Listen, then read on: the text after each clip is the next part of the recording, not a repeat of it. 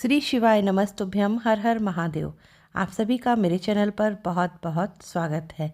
आज की वीडियो में मैं आपको बताऊंगी कि 2025 में माघ माह शुक्ल पक्षी एकादशी कब है, इस एकादशी का नाम क्या है, एकादशी व्रत का नियम, विधि और पारण की संपूर्ण जानकारी आपको इस वीडियो के माध्यम से प्राप्त हो जाएगी। वीडियो यदि आपको पसंद आए तो वीडियो को लाइक करके मेरे चैनल को सब्सक्राइब कर दें और बेल आइकॉन के बटन को प्रेस कर दें ताकि आने वाली वीडियो का नोटिफिकेशन आपको प्राप्त हो जाए। एकादशी व्रत सभी व्रतों में श्रेष्ठ और उत्तम व्रत कहा जाता है। एकादशी व्रत को व्रतों का राजा कहा जाता है। कहा जाता है कि चंद्र ग्रहण, सूर्य ग्रहण में गंगा स्नान दान करने का जो पूर्ण फल प्राप्त होता है, जो कन्यादान, गौदान, स्वर्णदान, अश्वदान करने से जो फल प्राप्त होता है, उससे अधिक फल एकादशी व्रत करने से प्राप्त हो जाता है। शास्त्रों में एकादशी व्रत की महिमा का बखान किया गया है। इस वर्ष 2025 में माघ माह शुक्ल पक्षी एकादशी का नाम जया एकादशी है, जो जय को प्राप्त कराने वाली है। ये एकादशी भूत प्रेत पिशाच से मुक्ति दिलाने वाली एकादशी है। सभी पापों को नष्ट करने वाली एकादशी है। बहुत ही उत्तम और अलौकिक एकादशी है। इस वर्ष 2025 में माघ माह शुक्ल पक्षी एकादशी तिथि का प्रारंभ हो रहा है 7 फरवरी 2025 दिन शुक्रवार को रात्रि में 9:26 पर, जो कि अगले दिन शनिवार 8 फरवरी को रात्रि में 8:15 तक एकादशी तिथि रहेगी। उदया तिथि के अनुसार माघ माह शुक्ल पक्षी एकादशी का व्रत 8 फरवरी को संपन्न किया जाएगा और जया एकादशी व्रत के पारण का शुभ समय 9 फरवरी दिन रविवार को प्रातः 7:04 से लेकर सुबह 9:34 के मध्य एकादशी व्रत का पारण करना सबसे शुभ रहेगा। अब आइए जानते हैं जया एकादशी की सरल पूजा विधि। एकादशी व्रत भगवान विष्णु को समर्पित है और भगवान विष्णु को प्रसन्न करने के लिए एकादशी व्रत किया जाता है। पूजा से पहले हम अपने कान्हा जी को स्नान कराएंगे। यहाँ पर मैंने अपने लड्डू गोपाल जी को पंचामृत स्नान कराया है। स्नान के बाद हम लड्डू गोपाल जी को इत्र से मालिश करके सुंदर वस्त्र धारण कराकर उनका सुंदर श्रृंगार कर देंगे। मैंने यहाँ पर पूजा स्थल को साफ करके वहाँ पर पूजा की चौकी सजा ली है। चौकी पर तिल तथा पुष्प का आसन देकर भगवान गणेश, लक्ष्मी नारायण, लड्डू गोपाल, गौ माता, एकादशी व्रत की पुस्तक और साथ में दीपक को विराजमान कर। अब हम धूप दीपक को प्रज्वलित करके अपनी पूजा को आरंभ करेंगे।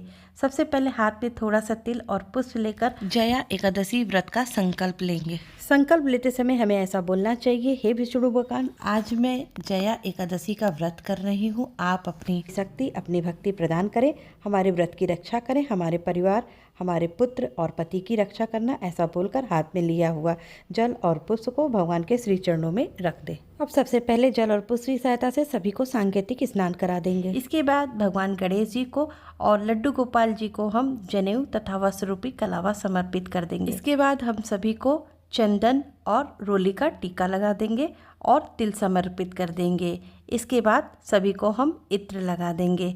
शुरुआत सबसे पहले भगवान गणेश जी से करेंगे, उसके बाद लड्डू गोपाल जी से करेंगे। एकादशी की पुस्तक, लक्ष्मी नारायण, गौ माता, दीपक, सभी को हम चंदन रोली का टीका कर देंगे और तिल समर्पित कर देंगे। एकादशी का पूजन करते समय आप मन में ओम नमो भगवते वासुदेवाय नमः का जाप करते हुए पूजन करें। जया एकादशी व्रत रखने वाले लोगों को इस दिन सिर्फ फलाहार का प्रयोग करना चाहिए। जो लोग व्रत नहीं करते उन्हें भी इस दिन कुछ खाने पीने की चीज़ों से परहेज रखना चाहिए। इस दिन चावल खाना मना है, अनाज और नमक भी नहीं खाना चाहिए। लहसुन, प्याज, मसूर की दाल भी वर्जित है।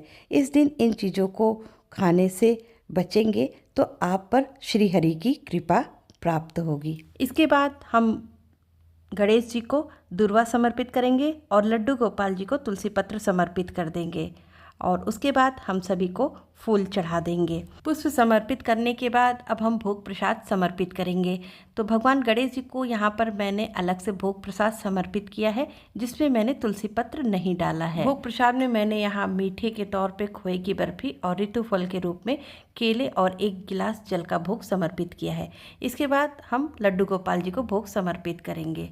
इसी के साथ यहाँ पर मैंने खोए की बर्फी और तिल गुड़ से बने हुए लड्डू का भोग, साथ में 1 गिलास जल का भोग समर्पित किया। ऋतु फल के रूप में मैंने यहाँ केले फल और आंवला फल का भोग समर्पित किया है। लड्डू गोपाल जी और विष्णु भगवान के भोग प्रसाद में आप तुलसी पत्र रखना ना भूलें। भोग प्रसाद तथा ऋतु फल समर्पित करने के बाद अब हम जया एकादशी व्रत कथा को सुनेंगे या पढ़ेंगे। कथा सुनने के लिए एक लोटे में जल भर कर रख देंगे और अपने सीधे हाथ में तिल और पुष्प लेकर हम कथा को सुनेंगे। कथा सुनने के बाद तिल और पुष्प को हम जल के लोटे में डाल देंगे और बाकी बचे हुए तिल पुष्प को भगवान के श्री चरणों में अर्पित कर देंगे।